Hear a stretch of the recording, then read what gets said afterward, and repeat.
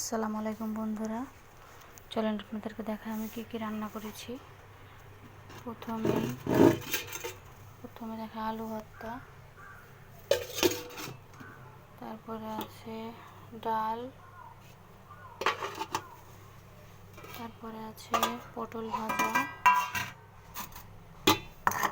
তারপরে আছে গরুর মাংস আর আলুর ঝোল, এই যে। তারপরে দেখুন এই যে সাদা ভাত। আর একটা জিনিস আপনাদেরকে দেখাই, এই যে আমি আচার বানিয়েছি।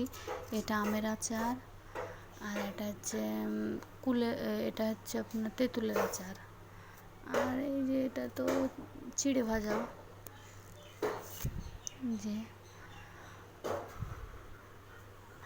এই আমার একটা ছোট্ট রান্নাঘর, এখানটায় ফ্রিজ, বেশি কিছু নেই, ছোট্ট সংসার। এটাই